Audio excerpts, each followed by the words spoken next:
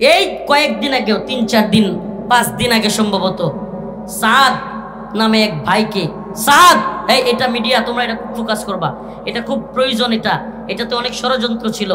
এই সাদ নামে বগুড়ার একটা ছেলেকে এই ঠুলা র্যাব একটা দেখবেন যে পেটকু এ আইনা হাজির করায় দিছে, বলতেছে মার খুন করছে, নাউজুবিল্লাহ। এবার ছাত্রলীগ যুবলীগ সবগুলো ওই ছেলের প্রোফাইলের গাইডটা দেখছে, ওই সাদ বৈষম্য বিরোধী আন্দোলনে শরিক হয়েছিল। এখন কয় দেখ মেধাবীদের অবস্থান, মেধাবীরা মারে মেরালায়, এগুলো লিখছে ছাত্রলীগ যুবলীগ, এরা এগুলো প্রচার করছে। এখন দেখা গেল র্যাবের তত্ত্ব হলো ভুয়া। আপনি কল্পনা করতে পারেন একটা ছেলে তার মাকে কে বা কারা মেরে ফেলছে, এমন অবস্থায় তাকেই তার মায়ের হত্যার জন্য আসামি বানায় দিছে। এই ছেলেটা যদি কষ্টে আত্মহত্যা করতে পারতো কিনা? এটা তো সিনেমারও হার বাড়াইছে, কি নাটক র্যাব সাজাইছে। দিন শেষে দেখা গেছে কি এক চন্দ্র হিন্দু ওই ভাড়াটিয়া ওই সাদের মারছে। এখন তো আমাদের বোঝা যাচ্ছে এই হিন্দুত্ববাদী দালাল রয়ের এখনো পর্যন্ত দালালি র্যাব করতেছে। এই র্যাব কি করে হঠাৎ করে সাদকে খুনি বানায় দিল? কোনো তদন্ত নাই, কিছুই নাই, উল্টা কিছু মিডিয়া হই হুল্লোড় শুরু করলো। মিডিয়াও বলতে লাগলো মাকে খুন করে ফেলছে সাদ, কি জঘন্য। আবার মাদ্রাসার বিরুদ্ধে, ওই ছেলেটা নাকি মাদ্রাসায় পড়ছিল, একটু দাড়ি ছিল, মাদ্রাসার বিরুদ্ধে প্রোপাগান্ডা শুরু করে দিছে, ইসলামপন্থীদের বিরুদ্ধে প্রোপাগান্ডা শুরু করে দিছে। যারা হাসিনার বিরুদ্ধে আন্দোলন করছে এই সমস্ত মেধাবী ছাত্রদের, এদেশের বীর সন্তানদের বিরোধিতা শুরু করে দিছে ছাত্রলীগ যুবলীগ। সব মশলা মনে হইতেছে তারা একসাথে পাইছিল। ছাত্ররা জীবন দিল, ইসলামপন্থীরা জীবন দিল, মাদ্রাসার তালিবুল ইলমরা জীবন দিল, আর সবাই জীবন দিয়ে হাসিনাকে তাড়াইলো। আর এখন ইসলাম বিদ্বেষী নাস্তিক প্রেমী শাহবাগীরা উপদেষ্টা হয়। কথা সত্য না মিথ্যা? শাহবাগীরা এমনকি আপনারা এই যে হুজুরের মুখে শুনেছেন গত বছর যে এখানে আমার আসার কথা ছিল, আমি আপনাদেরকে বলি গত বছর শুধু আসার কথা ছিল না, আমি মনে হয় বিয়ে করছি মাত্র কয়েকদিন হয়েছে, এই সময়ে আমার ওয়াইফ আপনাদের এখান থেকে ঘুরে গেছে। মানে আমরা শেখ হারুন ইজহার হাফিজাউল্লাহ আমাদের প্রিয় বড় ভাই, ওনাদের বাড়িতে ছিলাম চট্টগ্রামে, ওখানে বেড়াতে গেছিলাম। তো আমার ওয়াইফ, আমি, আমার আহলিয়া, আমরা সবাই, হারুন ভাইয়ের আহলিয়া, উনি, আমরা ট্রেনে একসাথে আসছি। তো ভাবির সাথে আমার ওয়াইফও আপনাদের এই মাদ্রাসায় মনে হয় ওনাদের রুমেই থাকছে, আর আমি ছিলাম কটিয়াদি একটা মাহফিলে, ওখান থেকে বয়ান করে এখানে আসব। তো আপনাদের এই এলাকার কুখ্যাত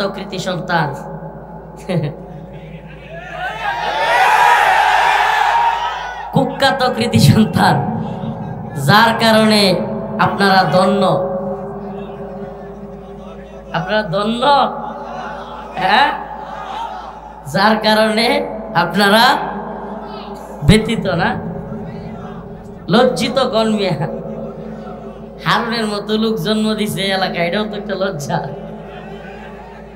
আল্লাহ মাফ করুক, এলাকার কি আর দোষ থাকে? তো যাই হোক, হারুন আমাদেরকে আসতে দেয় নাই। শত চেষ্টার পরে অনেক জায়গায় ফোন দেওয়া হয়েছে, অনেক কিছু হয়েছে।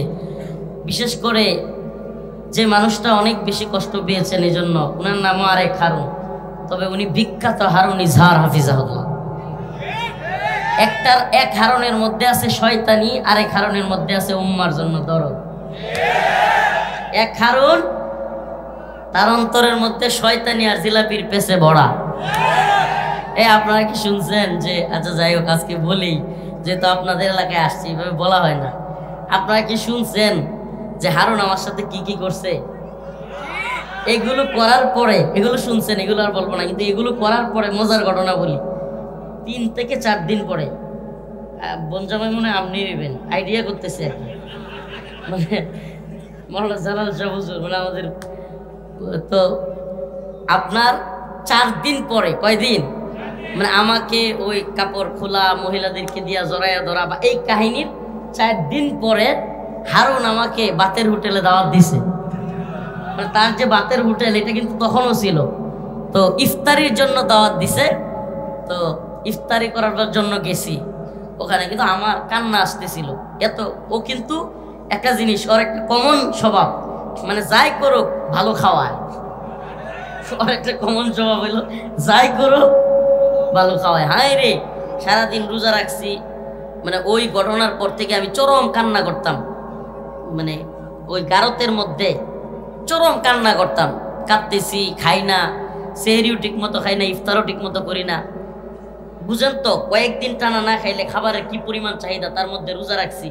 হঠাৎ করে সামনে বিরিয়ানি, তেহারি, এরপরে ভালো ভালো খাবার দেখলে, নাকে ঘ্রাণ আসলে, রোজা ইফতারির সময়, বুঝেন অবস্থা, যে কেউ নিজেকে ধরে রাখতে পারবে?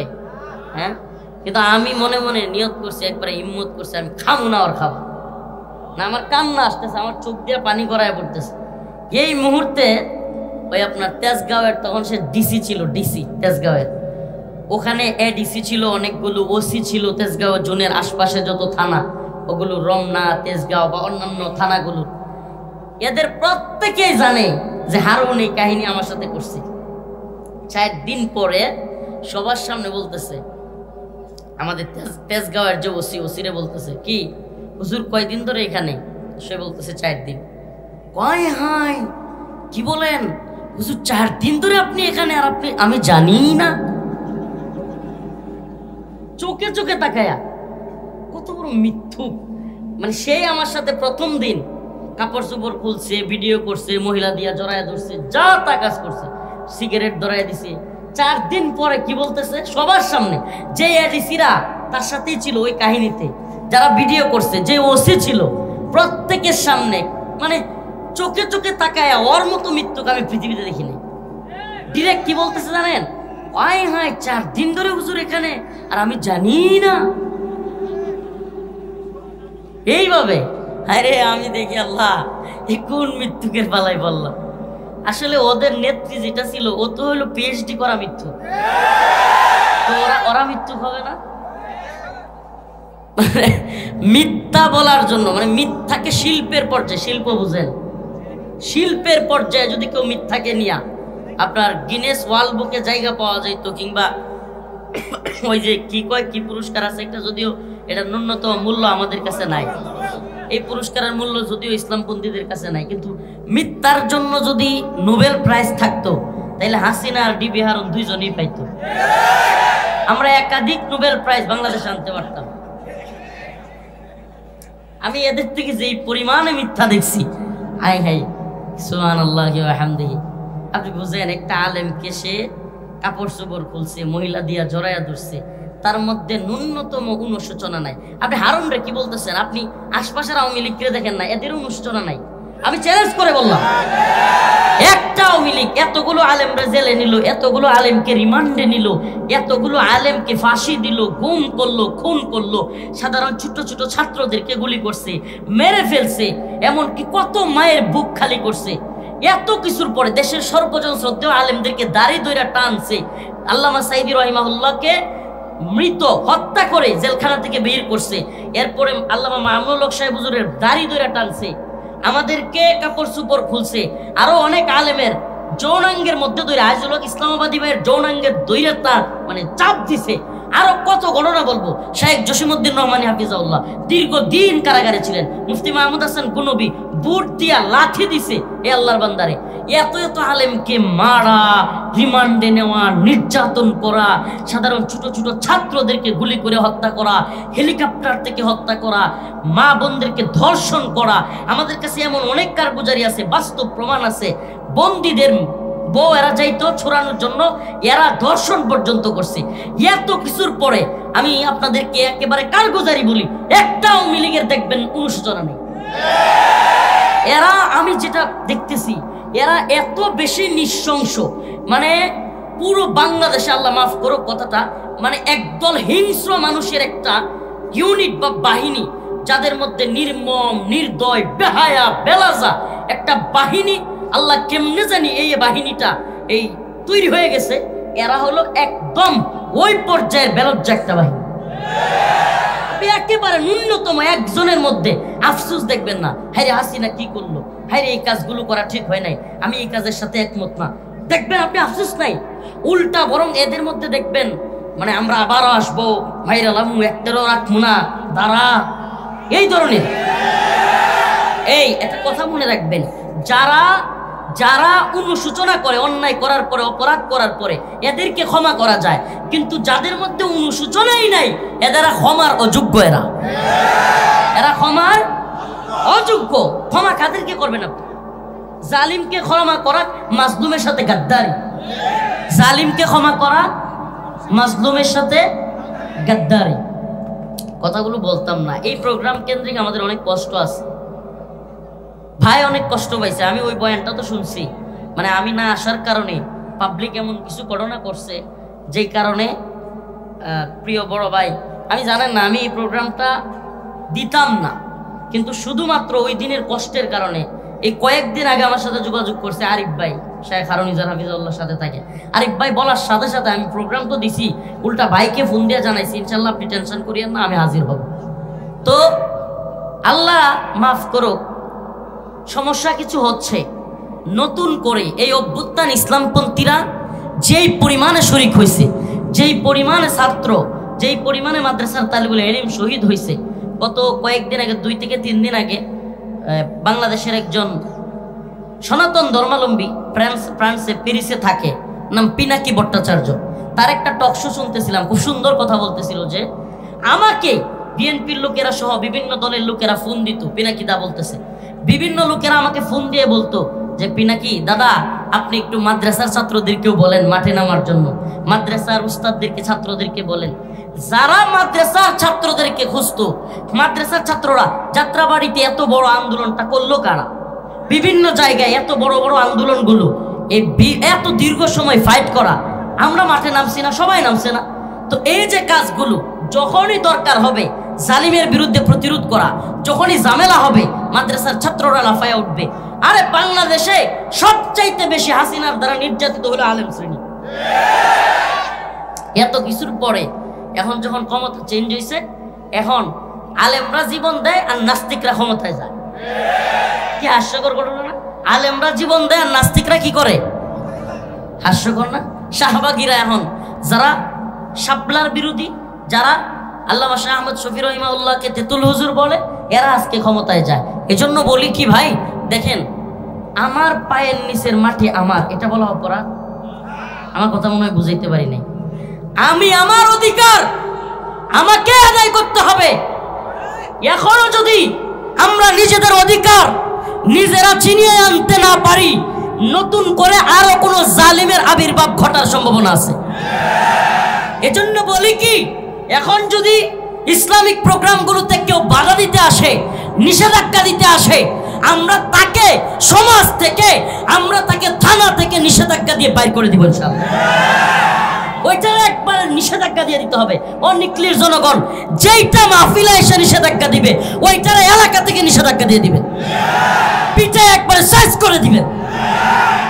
ইসলামিক মাহফিলগুলোতে, দ্বীনি প্রোগ্রামগুলোতে যেগুলো নিষেধাজ্ঞা দেয়, যেই দলেরই হোক, এই সমস্ত দালালদেরকে হুঁশিয়ার করে দিতে হবে। আমরা একবারে সাবধান করে দিতে চাই। আর একটা কথা মনে রাখবেন, হাসিনা এমনি এমনি আসে নাই। হাসিনা এইভাবেই জালিম এত উপরে উঠে নাই। একদল চামচা, একদল চাটুকার, এরা চামচামি করতে করতে করতে করতে আর সব জায়গায় তার চামচামি শুরু হয়েছে। থানায়, জেলায়, বিভাগে, এরপরে বক্তার মধ্যে, মুফতির মধ্যে, সাংবাদিকের মধ্যে, সব জায়গায় বিচারক, উকিল, সব জায়গায় যখন একটা লোকের চাটুকার তৈরি হয়, তখন এই লোকটার আর ভালো পথে আসা হয় না। কেন? কারণ সবাই মিললে চাটুকারিতা করে, হ্যাঁ ভালো হওয়ার দরকার আছে নাকি? তার সব কাজই মানুষ হয় হয় করতেছে, জি আপা, জি আপা, হা আপা, খাইছি আপা, কেছেন আপা, এই যখন হয় অবস্থা, আপা আপা, হেলো আপা, মানে যখন আপনি চাটুকারিতার এমন পর্যায়ে কাউকে নিয়ে যাবেন, ও হেদায়েত পাবেন। ওই হেদায়েত না পাওয়ার পিছনে আপনিও দায়ী, ওই চাটুকার দায়ী। আমার একটা জিনিস খুব কষ্ট লাগতেছে ইদানিং দেখতেছি, এই কথাগুলো বলা দরকার। আমি আমার আয়াতের আলোচনায় যাচ্ছি, কিন্তু যেহেতু এই প্রোগ্রামটাতে অনেক ঝামেলা হয়েছে, কয়েকটা কথা না বললেই নয়। ইদানিং আমরা দেখতেছি আরেকটা প্রবলেম হচ্ছে কি, সেটা ওই আওয়ামী লীগের মতো ইসলামিক মাহফিলগুলোতে রাজনীতি করার একটা টেন্ডেন্সি বর্তমান নতুন যে দলগুলো আছে, নতুন বলতে আগের পুরাতন দলই, কিন্তু এই সমস্ত দলগুলোর মধ্যেও একই টেন্ডেন্সি দেখতেছি।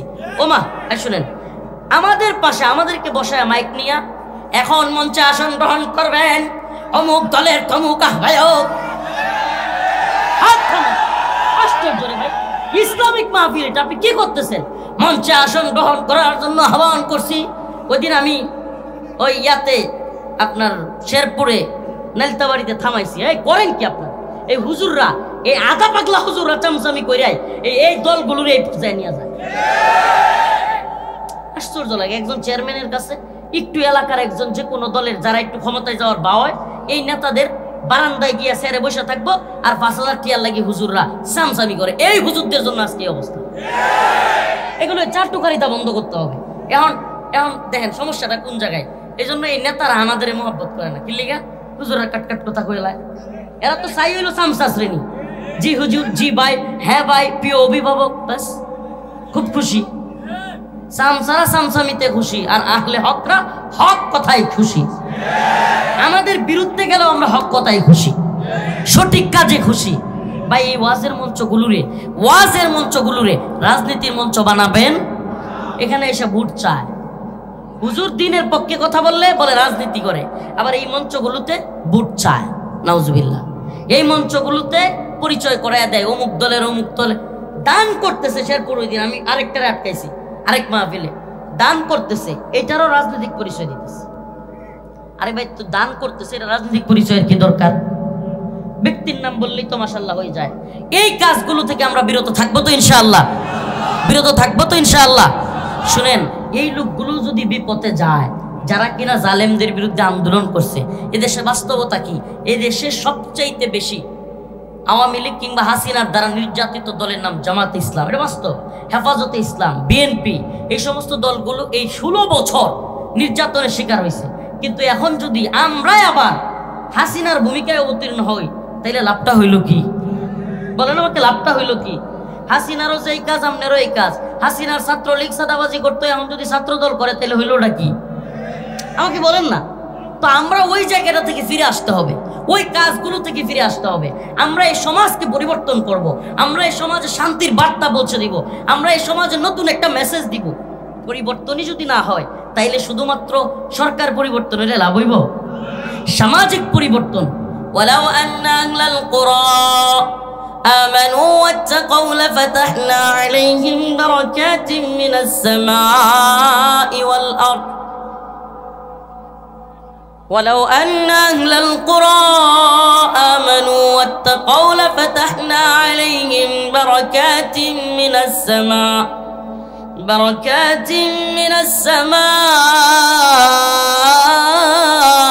والأرض আল্লাহ রাব্বুল আলামিন বলেন, যদি জমিনের বাসিন্দারা ঈমান আনতো এবং তাকওয়া অবলম্বন করত, আলাইহিম বারাকাতিম মিনাস সামাই ওয়াল আরদ, আমি আসমান এবং জমিনের সমস্ত বারাকাগুলো খুলে দিতাম। এই আয়াতে কারিমা কেন পড়লাম? এজন্য আপনাদের সামনে এই আলোচনাটা করতে চাচ্ছি যে আল্লাহ পাক বলছেন, যদি জমিনওয়ালারা ঈমান আনতো, তাকওয়া অবলম্বন করত, তাইলে আমি আসমান এবং জমিনের বারাকাগুলো খুলে দিতাম। অতএব বুঝতে হবে যে আমাদের পরিবর্তনের সময় আল্লাহ পাক সুযোগ তৈরি করে দেন। আর আমরা যদি নিজেরা পরিবর্তন না হই, পরিবর্তনের দিকে না যায়, তাহলে আল্লাহ পাক যে সুযোগ দিতেন, সুযোগ কিন্তু আমরা নিজেরাই নষ্ট করে ফেলবো। সেটা কি? সুযোগটা কি?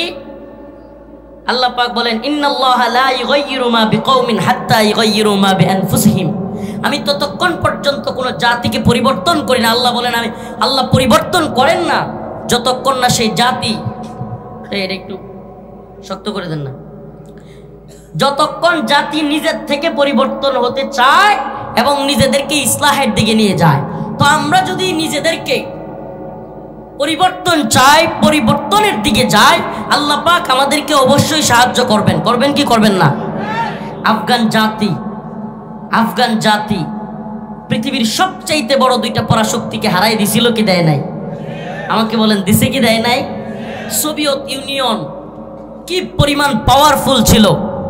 বলা হয়তো সোভিয়েতের সূর্য অস্ত যায় না, এত পাওয়ারফুল সোভিয়েতকে আফগানের তালেবানের মুল্লারা বেঙ্গে খান করে দিছিল। সুবহানাল্লাহ।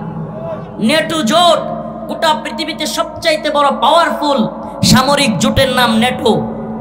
আমেরিকা, ইউরোপ সহ ফ্রান্স, জার্মানি, ইতালি, তারপরে জাপান, তুরস্ক, পৃথিবীর এতগুলো রাষ্ট্র পাওয়ারফুল একত্রিত হইয়া নেটো জোট গঠন করে আফগানে হামলা করছে। আফগান থেকে 2021 সালে লেজ গুটায় পালাইতে বাধ্য হয়েছিল কি হয় নাই? হয়েছিল কি হয় নাই? কোন শক্তিতে তারা হারাইছিল? কোন শক্তিতে? ইমানের শক্তিতে।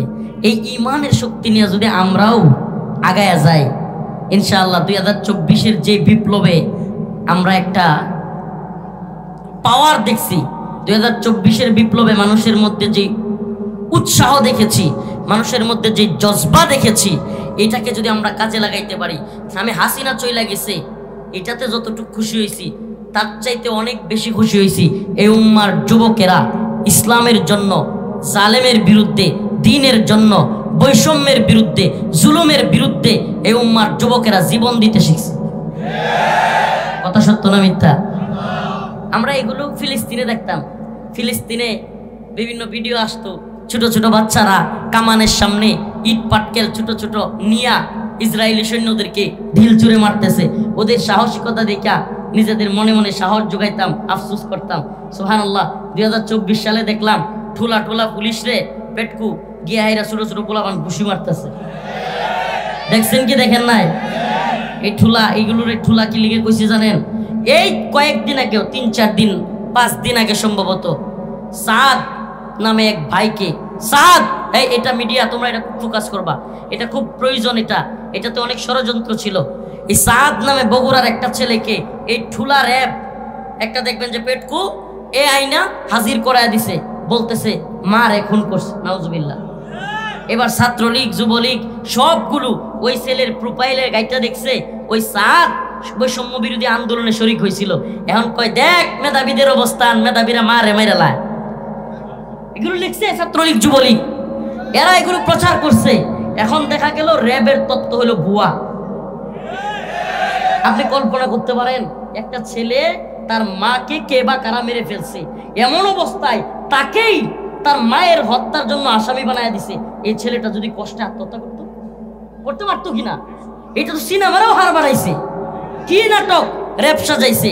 দিন শেষে দেখা গেছে কি এক চন্দ্র হিন্দু ওই ভাড়াটিয়া ওই সাদের মারছে। এখন তো আমাদের বোঝা যাচ্ছে এই হিন্দুত্ববাদী দালাল রয়ের এখনো পর্যন্ত দালালি র্যাব করতেছে। এই র্যাব কি করে হঠাৎ করে সাদকে খুনি বানায় দিল? কোনো তদন্ত নাই, কিছুই নাই। উল্টা কিছু মিডিয়া হই হুল্লোড় শুরু করলো, মিডিয়াও বলতে লাগলো মাকে খুন করে ফেলছে সাদ, কি জঘন্য। আবার মাদ্রাসার বিরুদ্ধে, ওই ছেলেটা নাকি মাদ্রাসায় পড়ছিল, একটু দাঁড়িয়ে ছিল, মাদ্রাসার বিরুদ্ধে প্রোপাগান্ডা শুরু করে দিছে, ইসলামপন্থীদের বিরুদ্ধে প্রোপাগান্ডা শুরু করে দিছে। যারা হাসিনার বিরুদ্ধে আন্দোলন করছে এই সমস্ত মেধাবী ছাত্রদের, এদেশের বীর সন্তানদের বিরোধিতা শুরু করে দিছে ছাত্রলীগ, যুবলীগ। সব মশলা মনে হইতেছে তারা একসাথে পাইছিল, মশলা সব কি করছিল? একসাথে পাইছিল। এখন এদের বেলুন ফোটা করার সময়। আমি তো বলি যারা তোমরা দিনকে ভালোবাসো, যারা তোমরা উম্মার জন্য কাজ করতে চাও, এই সমস্ত মিডিয়া প্রত্যেকটা যুবক এই কথাগুলো ছড়ায় দাও। সাদ খুন করে নাই, উল্টা তাকে ফাঁসানো হয়েছে। আমি তো বলি যে ঠুলার দল যারা কিনা এই ছেলেটাকে খুনি বানাইছে, এই র্যাব সদস্যদেরকে বিচারের আওতায় আনা উচিত, এদেরকে বিচারের আওতায় আনা উচিত। যাক, আলহামদুলিল্লাহ পুলিশ খুব একটা ভালো কাজ করছে। তারা গিয়া পরবর্তী তদন্ত করছে যে ছেলে খুনি না, ওই ভাড়াটিয়া যারা ছিল, ওই ভাড়াটিয়াদের মধ্যে হিন্দু ছিল। এই হিন্দুরা ওই বাড়িওয়ালার ভাড়াটিয়া কার সাথে প্রেম করত, তখন ওইটা যাই না গেছে এই মহিলা কি একটা গন্ডগোল হয়েছে, মহিলারা মেরে ফেলছে। কল্পনা করা যায়? তার মানে কি দুইটা ইস্যু একসাথে দেখেন। এক তো হলো মাদ্রাসাকে ফাঁসানো, দুই হলো ইসলামপন্থীদেরকে ফাঁসানো, দুইটা একসাথে করছে এরা। এদিকে হিন্দুত্ববাদীরা খুশি, আর ওইদিকে হলো ছাত্রলীগ, যুবলীগ খুশি। এখনো পর্যন্ত আমি এই কথাটা প্রায় প্রোগ্রামে বলতেছি, বাংলাদেশে হাসিনা আমলে ভারতের সবচাইতে বেশি নিয়ন্ত্রণে রয়ের যে দুইটা সেক্টর ছিল, এর মধ্যে একটা হলো এই মিডিয়া সেক্টর। কি সেক্টর? মিডিয়া সেক্টর মানে এই যে টিভি, আর টিভি, এনটিভি, বিটিভি, জিটিভি, এই কি বলে, এরপরে প্রথম আলো, প্রথম অন্ধকার, এরপরে শুনেন, এরপরে হলো ডেইলি স্টার, প্রথম অন্ধকার, এই সমস্ত মিডিয়াগুলো সবচাইতে বেশি হিন্দুত্ববাদীদের দখলে। এখনো পর্যন্ত এদের সাফাই গায়েরা। আরেকটা সেক্টর হলো যেটা ইন্ডিয়া বা হিন্দুত্ববাদীদের দখলে, এটা হলো ফিল্ম ইন্ডাস্ট্রি। ফিল্ম ইন্ডাস্ট্রি, এই যে চলচ্চিত্র জগৎ, নর্তকীরা, এই সমস্ত নর্তকীদেরকে ভারতে নিয়ে একটু একটা কি বলে অ্যাওয়ার্ড দিলে, বিভিন্ন ধরনের কিছু টাকা দিলে এরা এত খুশি হয়, এরা পারলে ল্যাংডা হয়ে ছবি করে। হ্যাঁ, আপনি জানেন না এটা? মানে এরা কে কার চাইতে একটু কাপড় খুলতে পারে এটার প্রতিযোগিতা করে। আর বিশ্বাস করতেছেন? হ্যাঁ, মানে এই নর্তকীদের মধ্যে এক ধরনের প্রতিযোগিতা চলে, কারণ যুবকদেরকে লালসা না আসলে ব্যবসা হবে। লালসা কেমনে হবে? কে কার চাইতে কাপড় একটু বেশি খুলতে পারে। ফিল্ম ইন্ডাস্ট্রিতে তার দাম বেশি, আরো দাম বেশি কারা প্রযোজকদের খাটে যেতে পারে, আরো মূল্য বেশি পরিচালকদের খাটে কারা যেতে পারে। তো এই সমস্ত বন্ড নর্তকীদেরকে দিয়া এরা আমাদের দেশের যুবকদের, যুবতীদের মাথা খারাপ করা এবং ইসলামের বিরুদ্ধে লাগানোর কাজগুলো সূক্ষ্ম কৌশলে এরা করেছে। এই কালচারাল যে আগ্রাসন, এই সাংস্কৃতিক আগ্রাসনকে আমাদের রুখে দিতে হবে। হিন্দুত্ববাদীদের সাংস্কৃতিক আগ্রাসন রুখে দিতে হবে। আমি তো বলি ছোট্ট ছোট্ট ভিডিও ক্লিপ এগুলো বানানো উচিত আমাদের যুবকদের। হিন্দুত্ববাদী কালচারাল সংগ্রামের বিরুদ্ধে আমাদের শরিক হওয়া উচিত বিভিন্ন ধরনের। যেমন একটা ভিডিও হইতে পারে এমন, এরা খুব ধর্মনিরপেক্ষতাবাদের স্লোগান দেয়, কি দেয় না? একটা ভিডিও এমন হইতে পারে, ছোট্ট কাট ভিডিও, ছোট্ট একদল লোক আপনার সনাতন ধর্মী সাজবে, বা মনে করেন সাজলো ৩-৪ জন। আরেক দল লোক হলো সেকুলার, তারা সেকুলার এলিট সাজলো ৩-৪ জন। আর ৩-৪ জন হলো হুজুর আলেম। কয় দল হইলো? ৩ দল। এখন যারা ওই সনাতন ধর্মী ভাইয়া, এরা যায়া একটা আগুন তৈরি করলো, আগুনের মধ্যে ঝাঁপ দিবে। কোথায়? আমি একটা আপনাদেরকে একটা কি কয় কন্টেন্ট না কি কয়, কন্টেন্ট মানে একটা বুদ্ধি দিতেছি আর কি। না মানে আমি এগুলো যে কালচারালি ওদেরকে অ্যাট্রাক্ট করার জন্য এই কাজগুলো আমাদের করা উচিত আমাদের। এখন ৩-৪ জন সনাতন ধর্মী লোক একটা আগুন বানায়া ওখানে জাপ দিবে। কি করবে? জাপ দিবে। এখন হুজুর রাইসা বাধা দিবে, এই সাবধান সাবধান, তোমরা কি করতেছো? আগুনে জাপ দেওয়া যাবে না, আগুনে জাপ দিলে শরীর পুড়ে যাবে, তোমরা সারকার হয়ে যাবা, মারা যাবা, এগুলো বলবে। এখন ওই যে তৃতীয় পক্ষ একটা থাকবো না, তৃতীয় পক্ষ সেকুলার এলিট ধর্মনিরপেক্ষতাবাদী, এরা বলবে দেখ হুজুরদের কারবার দেখ, এই মৌলবাদী জঙ্গিবাদীদের কারবার দেখ, মানুষের স্বাধীনতা হরণ করতেছে, মানবাধিকার হরণ করতেছে, এই লোকগুলো আগুনে জাপ দিবে, এটা তাদের স্বাধীনতা, এটা তাদের মন চাইছে জাপ দিবে, তোদের কি? এরা ধর্মান্ধ, এরা মৌলবাদী। একদল এটা বলবে। কথা বুঝছেন? আপনি বলেন মুসলমানদের বিশ্বাস কি? ইসলাম ধর্ম ব্যতীত বাকি যত ধর্মের লোক আছে কালেমা পড়ে মুসলমান না হলে সবাই কোথায় যাবে? কথা কয় না, কোথায় যাবে? আমার কথা না আল্লাহর কথা। আল্লাহ পাক বলেন ইন্নাল্লাযীনা আমানু ওয়া আমিলুস সালিহাত কানাত লাহুম জান্নাতুল ফিরদাউসি নুজুলা। যারা ঈমান আনছে, নেক আমল করছে, তারা কোথায় যাবে? জান্নাতে। ইন্নাল্লাযীনা কাফারু মিন আহলিল কিতাব ওয়াল মুশরিকিনা ফি নারি জাহান্নাম। আর যারা কুফর করছে তারা কোথায় যাবে? তাইলে আমারে বলেন যে আল্লাহ বলতেছে মুসলিম ব্যতীত কাফেররা সব কোথায় যাবে? তাইলে যে সনাতন ধর্মীরা তওবা করবে না তারা কোথায় যাবে? বৌদ্ধ খ্রিস্টান যা আছে কালেমা না পড়লে, তওবা না পড়লে কই যাবে? এই যে আগুনটা বানাইছেন, জাহান্নাম কি আগুন না? কুল নারু জাহান্নাম আশাদ্দু হাররা। আল্লাহ বলেন যে জাহান্নামের আগুন তো খুব শক্ত। হে নবী আপনি বলেন নারু জাহান্নাম আশাদ্দু হাররা, কুল নারু জাহান্নাম আশাদ্দু হাররা। এই যে জাহান্নামের আগুনে জাপ দিবে, তো একদল লোককে কি দেখাইলেন আপনি? আগুনে জাপ দিতেছে, কি করতেছে? আমার কথা বুঝতেছেন? এখন ওই যে সেকুলাররা কি করবে? এলিটরা, এরা বলবে হুজুররা স্বাধীনতা দেয় না, মানবাধিকার দেয় না। তখন আপনি বলবেন এটাই কি স্বাধীনতা যে তোমরা একদল লোককে জাহান্নামের দিকে যাইতে দিতেছ, আগুনের দিকে জাপ দিতে দিতেছ? এটা কোনো স্বাধীনতা হইতে পারে না, বরং তাদেরকে ফিরায়া রাখাই হলো সবচাইতে বড় উদারতা। হ্যাঁ, এই মেসেজটা দিয়ে দিবেন। এমন অনেক হইতে পারে, অনেক কন্টেন্ট ছোট ছোট আজাইরা লাভ মারে, বন্ধের ভিতরে ঢুকে পড়ে, একটার টান দিয়া ফেলাই দেয়, একটার গাড়ো উঠে পড়ে, ল্যাংডা দৌড় মারে। মানে আপনি আজে বাজে কন্টেন্ট দিয়া অনলাইন ভরপুর ছোট ছোট ইসলামিক কত সুন্দর সুন্দর আমার একটা কন্টেন্ট খুব ভালো লাগছিল, ওই যে একটা ছেলে মসজিদে দান করে, পরে বলে যে যে হিসাব করো, সে বলে তার সাথে কিসের হিসাব, যিনি বিনা হিসাবে দান করেন। সুবহানাল্লাহ, ইন্নামা ইউয়াফাস সাবিরুনা আজরাহুম বিগাইরি হিসাব, যিনি হিসাব ছাড়া দান করেন তার সাথে হিসাব করে লাভ আছে। সুবহানাল্লাহ, এই ধরনের ছোট্ট ছোট্ট ভালো ভালো কন্টেন্ট যেগুলোর দ্বারা জাতির ফায়দা হবে, উপকার হবে, এগুলো না করে আজাইরা কাজ। যুবকরা এখন হায় রে কি আজাইরা, অনেক যুবকরা মেয়েদেরকে নিয়ে পর্যন্ত ভিডিও করে। নাউজুবিল্লাহ, নাউজুবিল্লাহ। এ ধরনের টিকটক, ফেসবুক লাইকের পিছনে যুবকরা পড়ে আছে। আল্লাহ তাআলা আমাদেরকে হেদায়েত দান করুক, বুঝার তৌফিক দান করুক। তো আমাদের কাজটা কি, আমি এটা বুঝাইতে চাইলাম। আজকের যে একটা কন্টেন্ট বলছি আপনারা বুঝছেন তো? একদল আগুনের দিকে ঝাঁপ দিতে যাচ্ছে, একটা আগুন বানায়, আরেক দল হুজুর কি করবে, বাধা দিবে, আপনারা যায় না, সাবধান, আগুনে ঝাঁপ দিয়েন না, পুড়ে যাবেন, মারা যাবেন। তৃতীয় একদল তারা বলবে দেখ হুজুররা মানবাধিকারে বিশ্বাসী না, এদের মানবাধিকার কি সমকামিতা, এদের মানবাধিকার কি সমকামিতা। নাউজুবিল্লাহ বলেন। আপনাদেরকে একটা তথ্য দিয়ে যায়, হঠাৎ করে 24-এর 5 আগস্টের আগে হঠাৎ করে কিছু লোককে মিডিয়া সেলিব্রিটি বানাইছে। কি বানাইছে?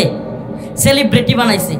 এটা মানে আপনারা আন্দাজ করতে পারবেন না, কিরে এত দ্রুত এই কয়েকজন লোক এইভাবে সেলিব্রিটি হয়ে গেল গা, আন্দোলনের পক্ষে বিশাল সরব। এদের ঝামেলা আছে, এদেরকে মিডিয়া টাইমলাইনে আনছে, সেলিব্রিটি বানাইছে, এদের দিয়ে হিন্দুত্ববাদীরা এবং তাদের স্বার্থ হাসিল করবে। কি করবে? আওয়ামী লীগ চলে গেছে, কিন্তু হিন্দুত্ববাদীদের স্বার্থ কি আদায় করা লাগবে না? হ্যাঁ, এই যে কিছু লোককে দেখবেন সেলিব্রিটি বানাবে। আমি আজকেও একজনের সাথে বললাম যে এই দেশে কিছু লোক এমন আছে যারা আওয়ামী লীগ সরকার গেলেও সরকারে আছে, উপদেষ্টাতে আছে, আওয়ামী লীগ সরকার না থাকলেও এদের কিচ্ছু হইতো না। আমার কথা বুঝেন নাই? আওয়ামী লীগ গভর্নমেন্ট না থাক, মানে সরি, আওয়ামী লীগ গভর্নমেন্ট থাকলেও, যদি থাকতো তাইলেও এই আন্দোলনের পরে এদের কিচ্ছু হইতো না, এমন অনেক উপদেষ্টা এখানে আছে। তাইলে এরা কি বিপ্লবের স্পিরিট লালন করে? এরা কি উম্মতের কনসেপ্ট কিংবা আমাদের যে স্পৃহা, আমাদের যে ত্যাগ, আমাদের যে কোরবানি, এরা কি এটা বুঝবে? এজন্য আমাদের ভাই আজকে যে আয়াতে কারিমা তিলাওয়াত করেছি, আমাদের এই কনসেপ্ট বোঝার জন্য সুর দিলাম না, জঙ্কার হুঙ্কারের চাইতে এই কথাগুলো মাথায় ঢোকা। আমাদেরকে সচেতন হতে হবে। আমাদের এই বিপ্লব ওই বিপ্লব কোনোটাই কাজে আসবে না, এই পরিবর্তন ওই পরিবর্তন কোনোটাই কাজে আসবে না। একমাত্র কাজে আসবে যদি কোরআন সুন্নাহ অনুযায়ী রাষ্ট্র ব্যবস্থা প্রতিষ্ঠিত হয়। আমাদের মাথায় একেবারে ঢুকাইতে হবে যে আমাদের এত এত যুবক আজকে চাকরি পাচ্ছে না, মাস্টার্স পাস করতেছে, অনার্স পাস করতেছে, এমনকি এমন অনেক যুবক উচ্চশিক্ষিত কিন্তু ডিপ্লোমা করতেছে কিন্তু চাকরি হচ্ছে না। বিভিন্ন যুবকদের চাকরি ভালো স্থানে, একটা মানুষ তার বাচ্চাকে কৃষক ড্যাঙ্গা কি বলে আপনারা কি কোন ডাটা বা বেগুন, লাউ, আলু এগুলো বিক্রি করে করে কষ্ট করে করে ছেলেটাকে পড়াশোনা করাইছে। দিন শেষে সেই ছেলেটা চাকরি পাচ্ছে না। এ বেচারা জমি বন্ধক দিয়া বিভিন্ন কাজ করে 10-15 লাখ টাকা জোগাড় করতে হয় চাকরির ঘুষের জন্য। ফুটপাতের মধ্যে এখনো আমরা যে রাস্তা দিয়ে যাই রাতের বেলায়, আহা কত কষ্ট যে লাগে, কম্বল নাই, কিচ্ছু নাই, ছোট ছোট বাচ্চাদেরকে নিয়ে মা বোন পড়ে আছে, আরে শীতে কনকন শীত, কাঁপাকাঁপি করতেছে, এই অবস্থা চলতেছে। এই রাস্তাঘাটে বের হইলে রাস্তাঘাটে যে কি পরিমাণ করুণ দুরবস্থা দেখা যায়। আজকে যারা কিনা আহত এই জুলাই বিপ্লবে, এরা পর্যন্ত চিকিৎসার টাকা পয়সা পাচ্ছে না। যদিও এদের মধ্যে কিছু পাটপাট ঢুকে গেছে, যারা এখন আহত হয়েছে এগুলোর মধ্যে আওয়ামী লীগ ছাত্রলীগের দালাল ঢুকছে। কিন্তু এমনিতে আপনাদের তো উচিত ছিল, আপনারা কিসের উপদেষ্টা হয়েছেন? কারা উপদেষ্টা বানাইছে? যে ছাত্ররা, যে জনতা আপনাদেরকে শহীদ হয়ে রক্ত দিয়ে আহত হয়ে ওই জায়গায় নিছে, আগে তো তাদের চিকিৎসা করানো দরকার ছিল, আগে শহীদ পরিবারগুলোর পাশে দাঁড়ানো উচিত ছিল, ঠিকই ঠিক না? তো এটা আপনাদের ব্যর্থতা। তো এই যে আজকে এত কিছু হয়ে যাচ্ছে, অথচ আপনি দেখবেন সব জায়গায় বিশৃঙ্খলা অশৃঙ্খলা। কারণ কি? আমি আপনাদের মাথায় ঢুকাই।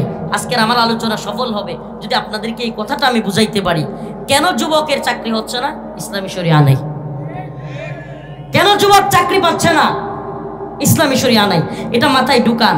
যদি কোরআন সুন্নাহ অনুযায়ী রাষ্ট্র ব্যবস্থা থাকতো, ইসলামী শরিয়া থাকতো, কখনো কোনো ধরনের দুর্নীতিবাজের সাহস নাই 10-15 লাখ টাকা ঘুষ চায়। সাহস ছিল? আমাদের মাথায় এটা ঢুকাতে হবে, আমাদের কনসেপ্ট এটা হবে। কেন?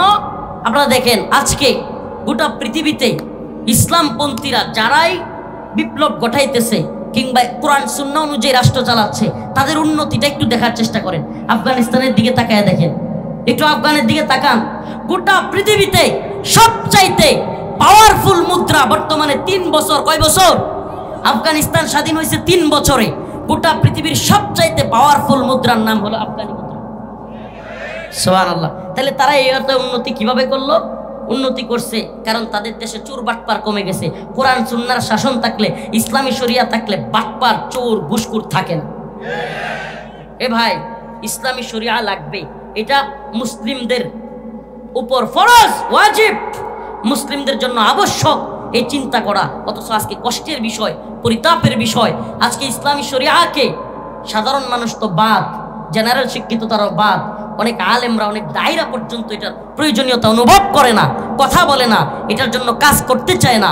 অথচ আমাদের এই জুলাই বিপ্লব, 71, অমুক বিপ্লব, তমুক বিপ্লব, এগুলোর চাইতে অনেক বেশি জরুরি হলো আমাদেরকে ইসলামিক বিপ্লবের দিকে নিয়ে যাওয়া, কোরআন সুন্নাহ অনুযায়ী রাষ্ট্র ব্যবস্থার দিকে নিয়ে যাওয়া। আমি তো বলি, যদি কোরআন সুন্নাহ রাষ্ট্র ব্যবস্থা চালু হয়, কোনো মা রাস্তার ফুটপাতে না খেয়ে শীতের বস্ত্র ছাড়া পরে থাকবে না। কোনো ভাই চাকরি ছাড়া পেরেশানিতে, কষ্টে, বয়স হয়ে গেছে, পড়াশোনা করছে, চাকরি হয় না, যুবক হতাশায় ভুগতেছে, আত্মহত্যা করতেছে অনেক যুবক। এই অবস্থায় কখনো যেতে হবে না যদি ইসলামী শরিয়া থাকে। আমি আপনাদের কাছে এখন এই কনসেপ্ট, ছাত্র, মুফতি, বক্তা, দায়ী, মাদ্রাসার পরিচালক, শিক্ষক, সাংবাদিক, কলামিস্ট, সবাইকে বলবো, সকল ইসলামের প্রতি ভালোবাসা ব্যক্তিদের আপনাদের কানে কানে আমার এই মেসেজ। এটা শুধু রফিকুল ইসলাম মাদানী, শেখ হারুন ইজহার কিংবা মুফতি জসিমউদ্দিন রহমানের কথা নয়, এটা আমাদের প্রত্যেকের কথা হওয়া উচিত। আমরা এক একজন দায়ীতে পরিণত হব, একে অপরকে বুঝাবো, ভাই আমাদের ভূখণ্ডে, গোটা পৃথিবীতে শান্তি, কামিয়াবি, মুক্তি, বৈষম্য তখনই দূর হবে যখন ইসলাম, কোরআন সুন্নাহ অনুযায়ী ইসলামী শরিয়া প্রতিষ্ঠিত হবে। এটা ঢুকান, এটা মাথায় ঢুকান, এই কনসেপ্ট। আল্লাহ নিজে বলেছেন, ওয়ালাউ আন্না আহলাল কুরা আমানু ওয়াত্তাকাউ লাফাতাহনা আলাইহিম বারাকাতিম মিনাস সামাই ওয়াল আরদ। যদি তোমরা তাকওয়া অবলম্বন করতে, যদি তোমরা ঈমান আনতে, আল্লাহর জমিনে আল্লাহর দ্বীনকে বিজয়ী করতে, আলাইহিম বারাকাতিম মিনাস সামাই ওয়াল আরদ, আমি আসমান এবং জমিনের সমস্ত বারাকাগুলো খুলে দিতাম।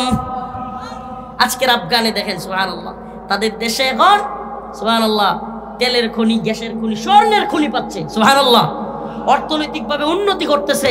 আফগানের মোল্লারা যারা বলতো ব্যাকডেটেড, সেই আপডেট না, সেই পুরাতন ধর্মান্ধ যাদেরকে গালি দিত, আজকে পৃথিবীর বিশ্বমরলরা, এই বেহায়ার দল এখন আর কিছু কয় না, এখন কয় হাই হাই আফগান জাতি এত উন্নতি করতেছে।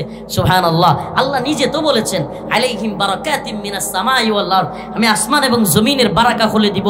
আল্লাহর শরিয়া প্রতিষ্ঠিত হলে সুবহানাল্লাহ একটা আম একজনে খায়া শেষ করতে পারবেন না। সুবহানাল্লাহ, আম আল্লাহ পাক সবকিছুতে এমন বারাকা খুলে দিবে।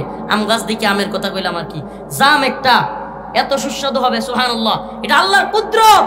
আল্লাহ পাক যে ভূখণ্ডে শরিয়া প্রতিষ্ঠিত হবে সেখানে বারাকা খুলে দিবে। আল্লাহ পাক সবাইকে দিন বুঝার আমল করার তৌফিক দান করুক, বলেন আমিন।